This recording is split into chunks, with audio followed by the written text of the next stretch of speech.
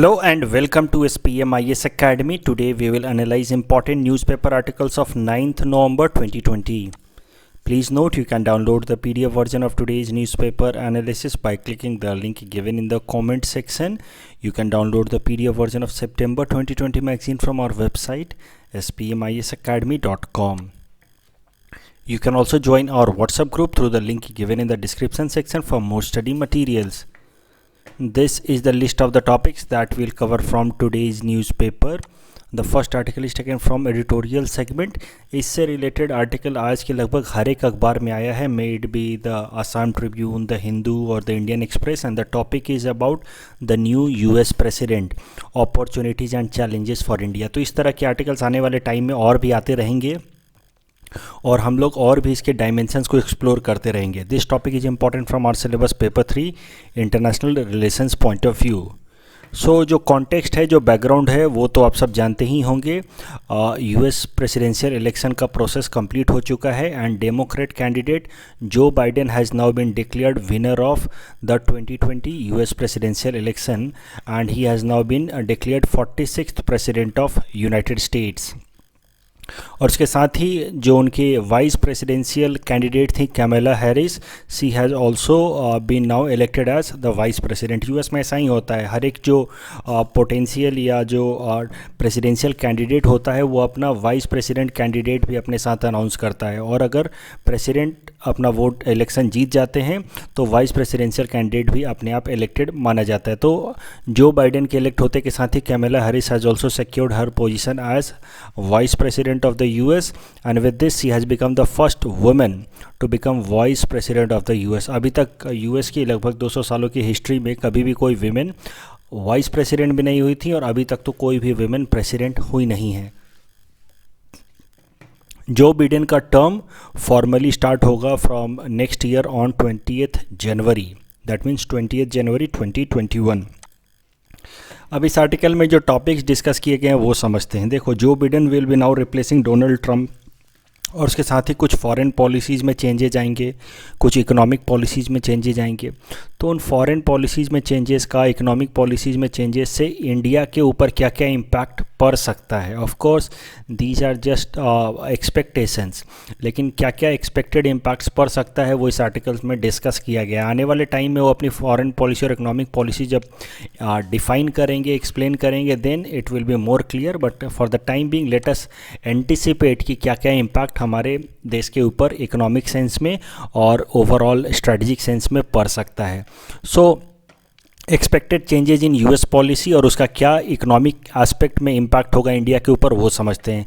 H1B visa issues जो पिछले 2-3 सालों से काफ़ी ज़्यादा न्यूज़ में था, अब हो सकता है कि वो वापस से रिलैक्स हो जाए. H1B वीज़ा नॉर्म्स हम काफ़ी डिटेल में डिस्कस कर चुके हैं हमारे न्यूज़पेपर एनालिसिस में of 20th June 2020.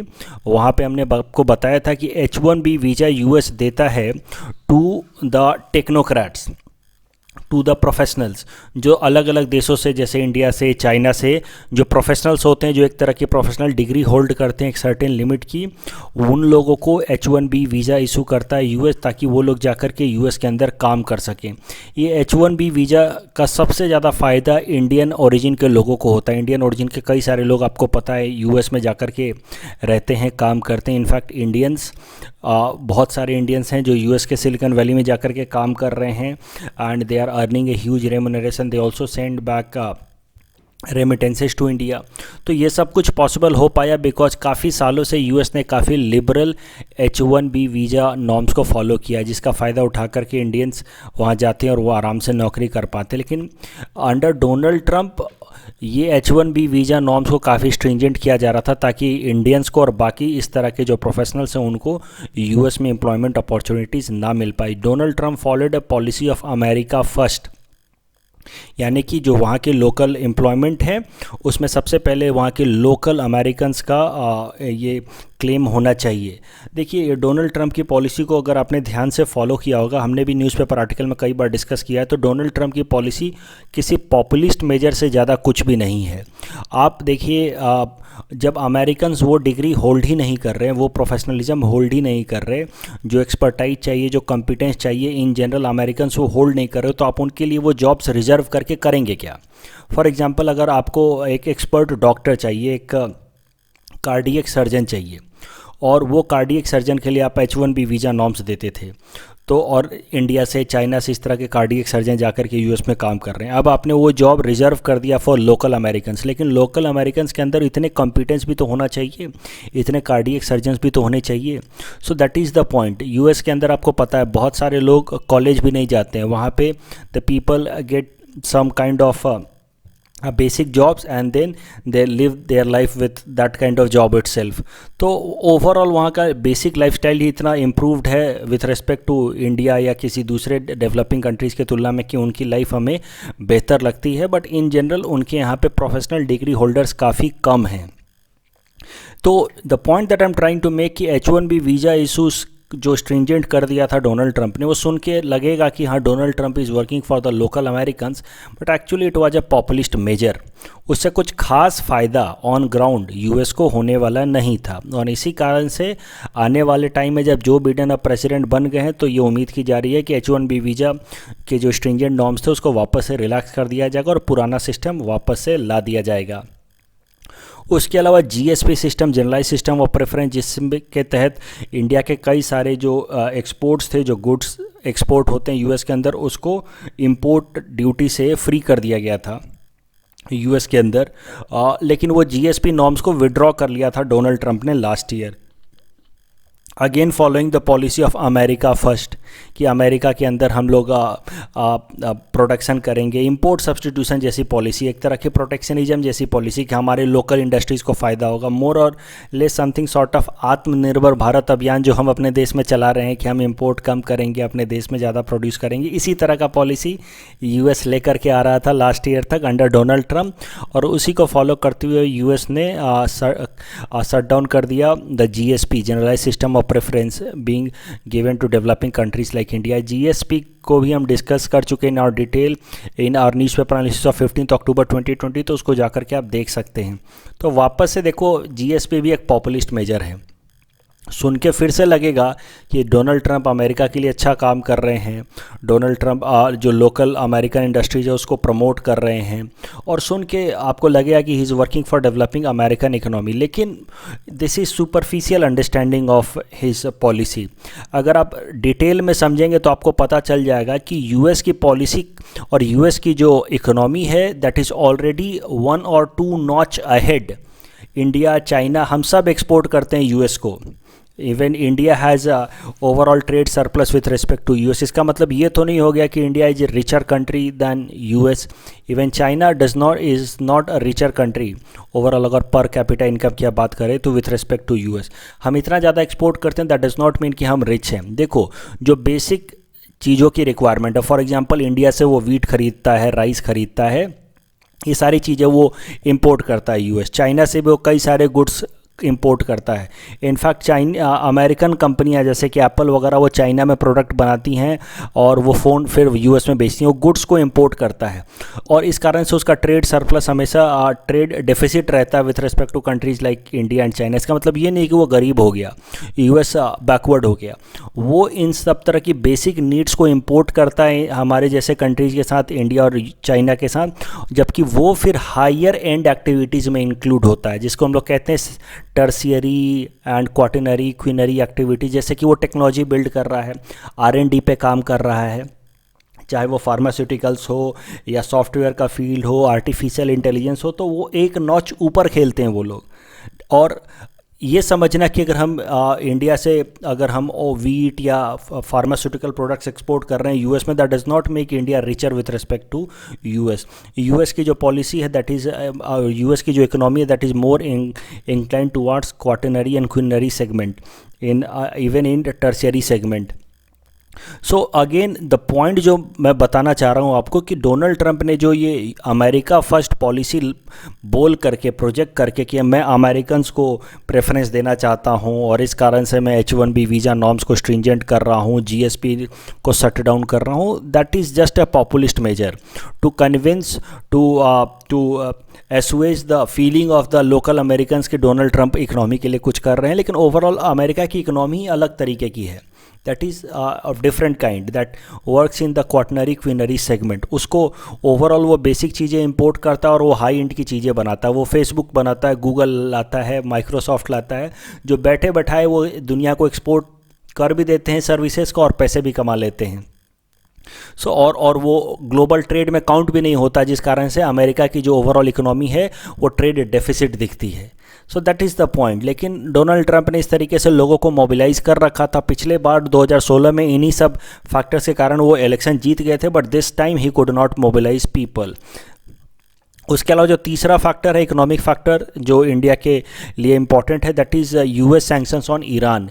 Iran is very important trade partner for India. देखो, स्ट्रैटेजिक सिग्निफिकेंस तो है ही ईरान का, लेकिन इकोनॉमिक सिग्निफिकेंस भी है। इंडिया काफ़ी सस्ते दामों पे तेल खरीदता रहा है फ्रॉम ईरान, और इंडिया की जो रिफाइनरीज हैं उनको भी इसी तरीके से बिल्ड किया गया है, डिज़ाइन किया गया है, ताकि हम ईरानियन ऑयल को रिफ़ाइन कर सकें। अलग अलग कंट्रीज़ के ऑयल में फीचर्स में भी थोड़ा डिफरेंस होता है। तो हमारे कंट्रीज़ की जो रिफाइनरीज हैं, they are more designed to process Iranian oil, but India has not been able to import oil from Iran because of US sanctions. लेकिन अब जो बाइडेन के बाद उम्मीद की जा सकती है कि वापस से जो स्ट्रिंजेंट नॉर्म्स या स्ट्रिंजेंट सैंक्शंस US ने लगा रखे थे ईरान के ऊपर, वो थोड़े से रिलैक्स होंगे, और इसके साथ ही फिर इंडिया ईरान के साथ ट्रेड कर पाएगा। तो अगर हम ओवरऑल ओवरव्यू देखें इंडिया का ट्रेड विथ US, तो हमें पता चल जाएगा जो बातें मैं बता रहा था कि इंडिया का ट्रेड सरप्लस है US के साथ, और वो ट्रेड सरप्लस ट्रेड गैप बढ़ता जा रहा है। अगर हम देखें तो 2001-2 में ट्रेड सरप्लस था अबाउट $5 बिलियन का, जो बढ़ करके लगभग 17-18 बिलियन डॉलर हो गया 2019-20 में। और डोनाल्ड ट्रंप इसी बात को बार बार रिपीट करते रहे हैं that he wanted to reverse this, and that is why he is bringing stringent trade norms. ऊपर से सुन के लगता है कि हाँ, Donald Trump is working for the benefit of the local Americans, लेकिन US की पूरी इकोनॉमी का अप्रोच ही अलग है, वो हम डिस्कस कर चुके हैं। और डोनाल्ड ट्रंप ने ये अमेरिका फर्स्ट बोल करके और ये सब करके उन्होंने स्ट्रिंजेंट नॉर्म्स लेना शुरू कर दिया था, और इस कारण से इंडिया और US के बीच का जो ट्रेड है वो लगातार बढ़ रहा था till 2017-18, but because of stringent norms brought by Donald Trump like H1B visa, GSP, all this, the trade or economic communication between India and US started to came down from 2017-18 onwards। तो अगर Donald Trump को scale पे major किया जाए, ये image आज के अखबार से मिला मुझे, तो डोनाल्ड ट्रंप को अगर स्केल पे मेजर किया जाए तो Donald Trump is much more on the protectionist side. आपको पता है इकोनॉमी में दो ही मॉडल होते हैं, अगर आपने बेसिक इकोनॉमी जरूर पढ़ रखी होगी, तो मार्केट मॉडल या free economic model, laces fair model उसको आप बोलो। दूसरा प्रोटेक्शनिस्ट मेजर बोल सकते हो या सोशलिस्ट मेजर बोल सकते हो। तो डोनाल्ड ट्रंप की जो पॉलिसीज़ हैं that appears to be more and more on the protectionist side. Protectionist मतलब जो अपनी इकोनॉमी को प्रोटेक्ट करके रखना चाहते हैं, अपनी इंडस्ट्री को प्रोटेक्ट करके रखना चाहते हैं। और उसका एग्जैक्ट अपोजिट होता है लिबरल इकोनॉमी, जो ग्लोबल ट्रेड में बिलीव करते हैं, जो फ्री मार्केट में बिलीव करते हैं, उसको हम लोग बोलते हैं globalised economy. So Donald Trump was more on this side, but it is expected कि Joe Biden will be at least a balanced in his foreign policy as far as economic is concern. उसके अलावा foreign policy कैसी हो सकती है US के आने वाले टाइम में अंडर जो बिडेन, वो भी समझते हैं। उम्मीद की जा रही है कि पेरिस क्लाइमेट डील में वापस से एंट्री ले लेगा US। हमने 2 दिन पहले भी डिस्कस किया था, जहां मैंने आपको बताया था कि जो बिडेन ने पहले ही कह दिया था इन हिज इलेक्शन मैनिफेस्टो कि if he becomes president he will again enter और he will ensure that the US again joins Paris climate deal. तो इसके साथ ही since US is the second largest emitter of the world, तो Paris climate deal का हिस्सा होते के साथ ही ओवरऑल क्लाइमेट चेंज को पॉजिटिवली टैकल किया जा सकेगा। और इंडिया जो कि एक ट्रॉपिकल कंट्री है, जिसका क्लाइमेट चेंज के कारण इंडिया के ऊपर ज़्यादा असर पड़ता है, this will be a relieved और a good news for India. दूसरा Iran nuclear deal. Iran nuclear deal का इकोनॉमिक एस्पेक्ट तो हमने देख ही लिया। वापस से उम्मीद की जा रही है कि ईरान न्यूक्लियर डील को रिवाइव किया जाएगा। US under Donald Trump had pulled out of Iran nuclear deal and had imposed huge trade sanctions on Iran, और इस कारण से इंडिया भी ईरान के साथ ट्रेड नहीं कर पा रहा था। और उसके दो एस्पेक्ट्स हो रहे थे। ईरान के साथ तो हम ट्रेड नहीं कर पा रहे थे, that was economic damage on India Iran relation. दूसरा, इंडिया और ईरान के स्ट्रैटेजिक रिलेशंस भी रहे हैं। इंडिया और ईरान, देखो, इंडिया और ईरान का सबसे इंपॉर्टेंट सिग्निफिकेंस रहा है विथ रिस्पेक्ट टू पाकिस्तान। हम लोग both, Iran has hostility against Pakistan and India has hostility against Pakistan because both have border disputes with Pakistan. लेकिन यूएस के स्ट्रिंजेंट नॉर्म्स के कारण इंडिया ईरान का लिवरेज उठा नहीं पा रहा था टू सैंडविच पाकिस्तान। हम लोग की जो ग्रिप थी अफगानिस्तान के ऊपर वो कमज़ोर हो रही थी। हमारा चाबहार प्रोजेक्ट जो है वो प्रॉपरली डेवलप नहीं हो पा रहा था because of Donald Trump stringent policies against Iran. लेकिन अब उम्मीद की जा रही है कि वापस से जब जो बिडेन आए हैं तो उनकी पॉलिसी ईरान को लेकर के बिल्कुल यू टर्न तो नहीं होगी, but at least it will become slightly soft.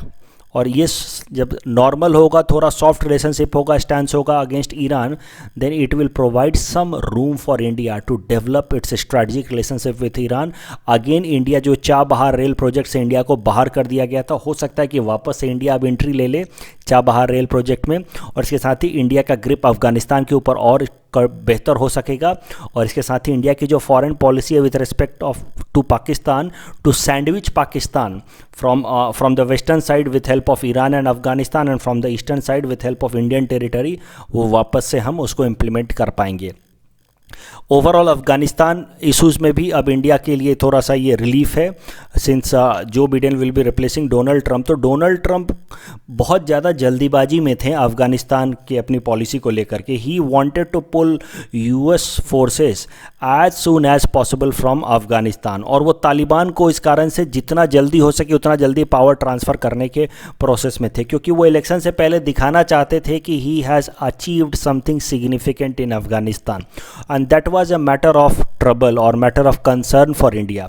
क्योंकि अगर बिना किसी प्रॉपर नेगोशिएशन के, बिना किसी एक प्रॉपर सिस्टम के अगर यूएस फोर्सेस पुल आउट हो जाते हैं अफ़गानिस्तान से और तालिबान को पावर ट्रांसफ़र करके चले जाते हैं, then Taliban might create security challenges for India as well. तो ये एक इंडिया के लिए जिटर्स बन रहा था कि यूएस कहीं ऐसा तो नहीं कि जल्दी जल्दी में अपने सारे फोर्सेस को पुल्ड आउट कर ले। एक तरह का टर्म्स चल रहा था कि US might make a good deal for itself while neglecting India. लेकिन अब जब जो बिडेन आ गए हैं, इनके पास काफ़ी वक्त भी होगा, आगे 4 साल तक का टाइम है इनके पास, तो अब उम्मीद की जा सकती है कि यूएस की जो पॉलिसी जो अभी तक काफ़ी ज़्यादा फास्ट प्रोसेस चल रही थी, हैस्टेंड चल रही थी, हरीड मैनर में चल रही थी, वो अब थोड़ी स्टीडी होगी और इसके साथ ही एक बेहतर सस्टेनेबल सॉल्यूशन निकलेगा जिसमें इंडिया के भी सिक्योरिटी इंटरेस्ट को प्रोटेक्ट किया जाएगा अंडर जो बिडेन। लेकिन एक कंसर्न भी है, जो बिडेन के प्रेसिडेंट बनने के बाद एक इंडिया के लिए कंसर्न है as far as foreign policy is concern. Joe Biden ने लगातार सिटीजनशिप अमेंडमेंट एक्ट और कश्मीर पॉलिसी जो इंडिया की रही है over Kashmir in last 1 to 2 year, उसको बार बार कंडेम किया है। और उसको तो उन्होंने अपने इलेक्शन मैनिफेस्टो में भी मेंशन किया था कि he in his election manifesto he specifically mentioned that he is concerned about India's Kashmir policy and citizenship amendment act. तो हो सकता है कि आने वाले टाइम में वो इन दोनों पॉलिसीज़ को लेकर के इंडिया के लिए क्रिटिकल अप्रोच लें, but it is yet to be seen आने वाली फॉरेन पॉलिसी कैसी होती है। ऐसा बहुत बार देखा गया है कि प्रेसिडेंशियल इलेक्शन के जो कैंडिडेट्स होते हैं उनकी मैनिफेस्टो कुछ और होती है and once they become president उनका अप्रोच कुछ और होता है। तो इस केस में भी उम्मीद की जा सकती है कि कश्मीर पॉलिसी पे और सिटीजनशिप अमेंडमेंट एक्ट पे वो अपना अप्रोच आफ्टर बिकमिंग प्रेसिडेंट बदल लें, but it is yet to be seen कि वो आगे किस तरह का स्टैंड लेते हैं। आने वाले 4-5 महीनों में अब और क्लैरिटी आएगी कि जो यूएस का नया लीडरशिप है उसका फॉरेन पॉलिसी अप्रोच किस तरीके का है। The next article is again taken from international segment. It is about Sichuan Tibet Railway. This topic is important from our syllabus paper 3 international relations point of view. So news article क्या है पहले ये समझते हैं। देखो, China एक नया railway project build कर रहा है। जो चाइना के इस चेंगदू प्रोविंस को लहासा से कनेक्ट करेगा। ये 3 प्रोविंस का मैपिंग यहीं कर लेते हैं। देखो इस एरिया में है, सदर्न साइड में है चेंदू प्रोविंस, ऊपर में है जिनिंग प्रोविंस और यहाँ पे है तिब्बत। अब देखो ये है पूरा का पूरा तिब्बत। तिब्बत के ईस्टर्न साइड में है एक चेंगदू प्रोविंस और यहाँ पे है Sichuan province. This is Sichuan province. Sichuan का कैपिटल है चेंगदू। सो तिब्बत प्रोविंस, तिब्बत का कैपिटल है लहासा। सिचुआन प्रोविंस उसका कैपिटल है चेंगदू और यहाँ पे किंगहाई प्रोविंस जिसका कैपिटल है जीनिंग। तो 3 इंपॉर्टेंट प्रोविंस हैं जो इंडिया के टेरिटरी से बिल्कुल प्रॉक्सिमिटी में है। अब न्यूज़ ये है कि चाइना एक नया रेलवे प्रोजेक्ट लेकर के आ रहा है that will connect the Chengdu city of its Sichuan province with Lhasa of Tibet. तो तिब्बत को कनेक्ट करने वाली, इसके पहले तक बस एक ही रेलवे लाइन थी जो मेनलैंड चाइना को तिब्बत से कनेक्ट करती थी, वो थी ये वाली लाइन जो इस ग्रीन कलर से हमने दिखाया, that is the existing railway and this red one is the proposed railway line. ये जो एग्जिस्टिंग रेलवे लाइन है that will connect that already connects ginning city of Qinghai with Tibet city of Lhasa city of Tibet. अब ये concern क्या है, इससे हमें क्या फ़र्क पड़ता है, सीधी बात करें तो कि इसको ये इंडिया के पॉइंट ऑफ व्यू से ये रेलवे प्रोजेक्ट इम्पॉर्टेंट क्यों है, what is the concern, what is the strategic significance of this project for India. तो 2 स्ट्रैटेजिक सिग्निफिकेंस हैं। पहला तो it will improve mainland China's connectivity with Tibet. तो ये देखो ये है तिब्बत प्रोविंस और ये मैंने आपको बताया सिचुआन प्रोविंस और ऊपर में है किंगहाई प्रोविंस। ये 3 प्रोविंस हैं और ये है मेनलैंड चाइना, ये जो majority of the important cities of China and its overall administrative centres are located on the eastern margin. अभी ये तिब्बत की कनेक्टिविटी मेनलैंड चाइना से थोड़ी पुअर है। अभी तक आपने देखा कि बस एक ही रेलवे लाइन है जो चाइना को तिब्बत से कनेक्ट कर रहा है। अब ज़्यादा से ज़्यादा जब रेलवे प्रोजेक्ट्स बिल्ड होंगे, रोडवेज बिल्ड होंगे, तो चाइना का ग्रिप तिब्बत पे और मजबूत होगा। अब देखो तिब्बत की पॉलिसी तो हम कई दफ़ा डिस्कस कर चुके हैं, आपने न्यूज़पेपर एनालिसिस में। एक बार फिर भी ब्रीफली मैं बता दूं कि देखो तिब्बत एक ऑटोनोमस कंट्री था, ऑटोनोमस स्टेट था 1949 से पहले, लेकिन 1949 में इसको चाइना ने फोर्सफुली अक्वायर कर लिया और 1954 में इंडिया ने तिब्बत को आइडेंटिफाई किया as territory of China in our Panchsheel agreement with China. ये अग्रीमेंट जवाहरलाल नेहरू ने साइन की थी विथ चाइनीज़ प्रीमियर जाओ इनलाई। लेकिन ये जो हमने एक्सेप्ट किया था कि तिब्बत is part of China, that is considered to be a Himalayan blunder of Nehru. एक बहुत बड़ी गलती मानी जाती है। नेहरू का अपना विजन था, नेहरू को लगा कि अगर हमने तिब्बत को आइडेंटिफाई कर लिया एज प्रोविंस ऑफ चाइना तो चाइना हमारे अगेंस्ट कोई एग्रेसिव स्टैंड लेगा नहीं। लेकिन that was miscalculation of Nehru as you all know. अब हाइंडसाइट में तो हम सब देखते हैं 1962 में China betrayed us, there was a massive war between India and China. तो नेहरू जी की ये कैलकुलेशन गलत साबित हुई कि अगर हमने तिब्बत को मान लिया कि ये चाइना का पार्ट है तो चाइना हमारे ऊपर अटैक नहीं करेगा। और यही कारण है कि 1962 वॉर के बाद से ही कई सारे इंडिया के एक्सपर्ट्स मानते हैं, सजेस्ट करते हैं कि इंडिया को अपनी पंचशील पॉलिसी रिवर्स कर लेनी चाहिए and India should claim that Tibet is an autonomous province, it is not part of China. और इसी कारण से इंडिया ये ऑप्शन अपने पास हमेशा रखना चाहता है। अभी तक हमारी फॉर्मल अप्रोच यही है, फॉर्मल स्टैंड यही है कि तिब्बत इज़ पार्ट ऑफ चाइना, लेकिन कभी कभार हम इस तरह के मैटर्स को रेज करते हैं indirectly, informally, to put pressure on China. और चाइना जितना ज़्यादा कनेक्टिविटी बिल्ड करेगा तिब्बत के ऊपर, चाइना का ग्रिप उतना ही मजबूत होता जाएगा। और चाइना का जो एक तरह का डायलेमा है, सिक्योरिटी थ्रेट है कि तिब्बत उससे फ्री ना हो जाए, जिसको हम कभी कभार इनफॉर्मली एक्सप्लॉइट करते हैं, वो सिक्योरिटी थ्रेट चाइना का बहुत हद तक मिनिमाइज हो जाएगा if more and more developmental projects and connectivity projects connects mainland China with Tibet. तो I hope you are getting the entire angle. Tibet में अगर कोई भी प्रोजेक्ट होता है और उसका मेनलैंड चाइना से ग्रिप या कनेक्टिविटी बिल्ड होती है तो इसका मतलब ये है कि तिब्बत और भी ज़्यादा स्ट्रांगली कनेक्ट हो रहा है चाइना के साथ, और भी ज़्यादा स्ट्रांगली चाइना का प्रोविंस की तरह सेटअप हो रहा है। और इस केस में इंडिया अपनी एक इनफॉर्मल फॉरेन पॉलिसी का यूज नहीं कर पाएगा कि Tibet is an autonomous state, free state. Tibet आप जैसे देख रहे हैं, it is a transition province, मतलब बीच में आता है इंडिया और चाइना के बीच में। और एक्सपर्ट्स बहुत बार ऐसा कहते हैं कि इंडिया को तिब्बत को एक बफर स्टेट की तरह डेवलप करना चाहिए। अगर आपने कौटिल्य की थ्योरी पढ़ी होगी तो कौटिल्य ने भी यही कहा था कि दो दुश्मन टेरिटरी के बीच में कोई छोटा स्टेट रखना चाहिए और उससे दोस्ती बना के रखनी चाहिए ताकि कोई मेजर दुश्मन आपके ऊपर अटैक ना कर सके। तो ये तो पहला कंसर्न है regarding Tibet and this connectivity project. दूसरा कंसर्न है that it will improve logistic supply of Chinese forces near the border. अगर आप ये देखें, ये रेलवे प्रोजेक्ट सिचुआन प्रोविंस से ये लहासा को कनेक्ट कर रहा है, तो ये अरुणाचल प्रदेश के काफ़ी नज़दीक से गुजर रहा है। और ये काफ़ी नज़दीक से गुजरने के कारण it is a kind of security threat for India. अगर कभी कोई कन्फ्लिक्ट होता है between Indian and Chinese soldiers in Arunachal Pradesh, then with help of this railway project, railway connectivity, Chinese soldiers can get very swift supply of logistics and man force against Indian soldiers. So that is a kind of a strategic threat for India. Overall मुद्दा यही है कि अगर Tibet area में बेहतर connectivity होगी China की, Tibet area में अगर बेहतर कनेक्टिविटी होगी तो चाइना का ग्रिप बढ़ेगा और लॉजिस्टिक सप्लाई और स्ट्रॉन्ग होगा, and that will be a kind of security threat for India. The next article is taken from environment segment. It is about suffer no relief for Delhi from severe air quality situation unlikely to improve unless there was drastic dip in farm fires according to suffer index. So this topic is important from our syllabus paper 4 environment point of view. इस article में पहले हम समझेंगे कि सफ़र क्या है. सफ़र, this SAFAR का full form है system of air quality and weather forecasting and research. और ये जो सिस्टम है इसको मिनिस्ट्री ऑफ अर्थ साइंस ने लॉन्च किया था फॉर मेट्रोपॉलिटन सिटी. सबसे पहले दिल्ली के लिए लॉन्च किया गया जहाँ पे बहुत ज़्यादा पॉल्यूशन रहता है. उसके अलावा जो बाकी मेट्रोपॉलिटन सिटी हैं जैसे चेन्नई, कोलकाता, उनके यहाँ पे पॉल्यूशन को मेजर करने के लिए सफ़र इंडेक्स लॉन्च किया गया. ये सफ़र इंडेक्स लॉन्च किया है इंडियन मेट्रोलॉजिकल डिपार्टमेंट ने with help of Indian institute of meteorological technology, tropical meteorology, IITM.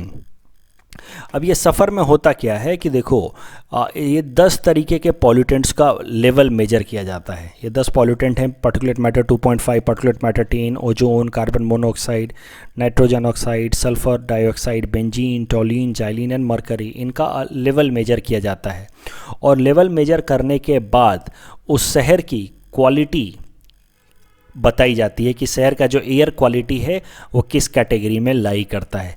तो ओवरऑल इन 10 पॉल्यूटेंट्स के बेसिस पे एक स्केल बनाया गया है और स्केल के हिसाब से अगर 0 to 50 में हो तो गुड एयर क्वालिटी, 50 to 100 हो तो सेटिस्फैक्ट्री, 100 to 200 हो तो मॉडरेट, 200 हो तो 300 poor, 300 to 400 very poor and 400 से ज़्यादा हो तो सीवियर.